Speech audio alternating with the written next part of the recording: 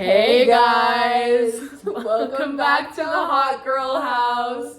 As you guys know, my name is Sarah. And I'm Brooke. And we're going to be talking about some topics with media in cultural anthropology. It's going to be super fun. Yes, we're talking about the way that media affects culture. And for this video, we have some hot topics. Hot topics. In the bowl that we're going to be picking from.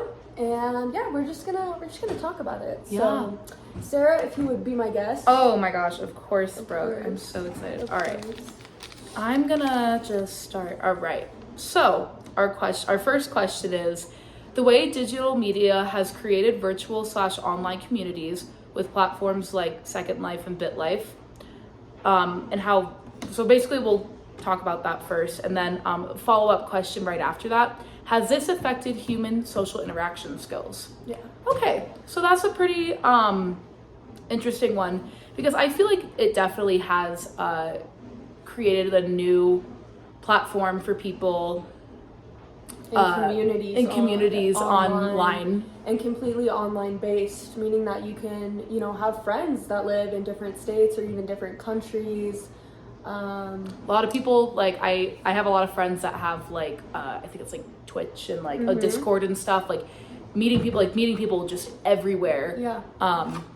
It really just stems from like how I'm like totally stumbling over my words. But I think definitely it has affected human social interaction. I think it can help people find friends everywhere, but also too, I think it can kind of restrain people's social skills, like if they're only on that media online all day. I agree. I think that it's very interesting, and it's really cool that now there's online platforms for people to build communities and find people that have similar hobbies, similar things they like to do. But I think it has affected people in real life scenarios and interactions.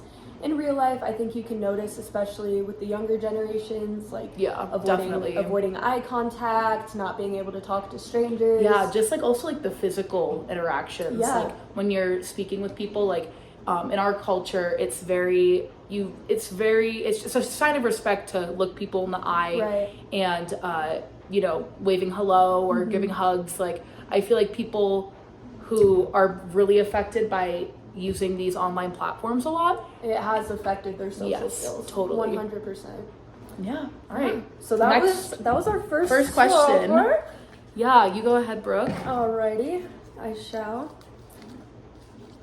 Ooh, how does media affect culture and build subcultures? And then the follow-up question to that is, how do movies, TV shows, music, and social media add to culture and subcultures?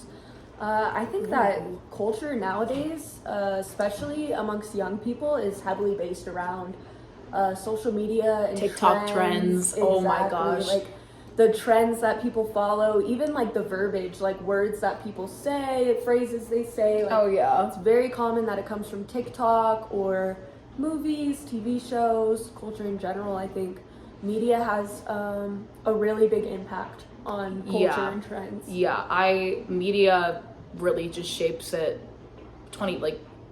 literally in all of our interactions, like on social media and stuff. It is all like everything, like the things that like especially through TikTok and like YouTube, the things that are tailored to your liking, they algorithms. Yeah, like algorithms and stuff. They basically create, like, you're basically in that subculture now. Right, exactly. Whether it's like with gaming or like fashion, like the amount of fashion trends that come from TikTok, like that 2020 era. Like remember like when people were like the e-girl versus like the, what was it? Like the puka shell girl or something. Yeah, like the visco, like the visco girls. Like my like hydro flask. Yeah. So it's like funny how media can produce subcultures, and I think there's even subcultures based off of bands you listen to and stuff like that. Oh yeah. And we see it like all the time, just like especially like in rave culture, like rave culture, metal, like every alternative. Yes. It kind of, all these forms and trends have gone so far to the point that they are now a subculture. Yeah. Which I think yeah, is it really starts off interesting. small and then it just And then boom, it just blows gets up. huge. Yeah. Yeah. Okay, my turn. Yay. Next question. No, I love talking about the subculture stuff I because know, I'm me like too. I'm like trying to remember like the things that I used to wear. Like I was like the indie girl and I would like wear like the yes. big pants. I mean, Or do like the little Yeah. eyeliner heart Like the- and stuff. Like yeah. it's just funny the way Yeah. like trends come in and out. And then like now like 4 years later I'm like, oh, it's probably not my Yeah, style probably anymore. not. But like, you know, It's good. isn't though. exactly, you Yeah. know, it's also Allows too people to grow. allows people to grow, and also too, like, you know, when you're a teenager you're gonna change your style 5 million Of times. course. So and also like as you grow up. So Yeah. I think it's a very beautiful thing. I agree. All right, resistance due to media. Mm. Digital media in recent years has become a voice to the voiceless by spreading awareness. And the follow-up question, how has media changed activism as a whole? That's a really good one. Yeah, yeah. I think media has completely changed activism in recent years. I mean, I think we can all think back to 2020. Yeah. We had a lot of things going on in this country. And Even now. yeah, Just like even now, the like way that people can just spread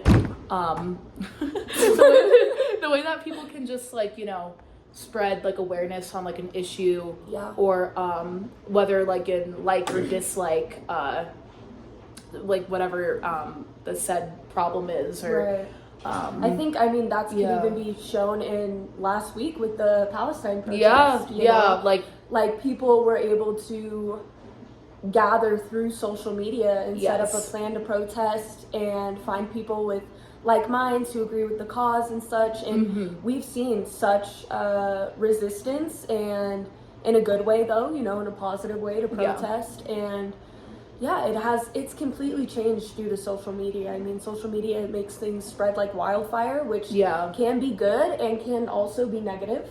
You know, I agree. It's easy. It's a two-way street, right? You know, it's like there's a positive. It like social media brings people together, but also right. But it can also be a leading factor of spreading misinformation. So yeah, that's a really big one. Like the amount of like fake news, like just scrolling through like Twitter from or every X, side. whatever it's called. Yeah, now. exactly. From every side, every Yeah. perspective, it's like, There's is that real or fake? You know? don't really know anymore. So Yeah. yeah. We'll go on to the next one. Go on to the next. Alrighty. The advancement of media channels in regards to instant gratification. I think this is a really interesting one. And the follow-up question is, do you think that the outpour of constant information with just a couple clicks has added to the recent divisiveness in our political system? Absolutely. I would say 100%. I That's think, a very easy one to answer. Yes, I think the media channels have changed so much in recent decades. I mean, people used to turn on their TV to get news and information, and now you can look at your phone 24/7 all hours of the day and get whatever information you want. Yeah, algorithms are a really big thing, like Really how we big said thing. before. Like you can, depending on like what you believe in or what you're in, like what you're into entertainment wise, like it will push you. it will and push you. like whatever So if you're a very the direction of like you're thinking. right, if you're a very right-leaning person or a very Left. left-leaning person, Yeah. you know, you are going to be pushed into those directions. Oh yeah, due and to probably social I would media. argue like even more and more, like the Yeah. way that they push it, like I feel like, you know, if you're staring at that stuff every day, it makes people more angry, angry and more emotional over it. Oh, for sure. Totally. And I think that can definitely lead to more divisiveness in our country with just having media at your disposal all the time, 24/7. I don't know if it's necessarily a healthy thing. Yeah, I 100% agree, and it really affects how people think and go about their day. Definitely. And like in family gatherings too, Yes, people who it's gotten can't to the agree on point stuff that it and has, you know, torn families apart. yeah, just because they And can't agree. like we said, there's so much misinformation Yes. that gets spread on social media and other media sites. So it's just really important to be careful of what you're consuming and limit your consumption altogether. Yeah. It's not good for anybody to be, you know, getting themselves worked up all hours of the day. Yeah, it is very. It's just bad not for your worth it. mental health. It's Not worth it. It's not worth it. So Yeah. yeah. Well, those- thank you for watching. Yes, thank you for ATHRO watching. at Tuesdays and Thursdays at 1 to 2 o'clock. But Yes, we will. you. I'm very excited to see all the rest of the videos. So Yes, definitely. All right. All right, thank Bye, you, guys. Bye.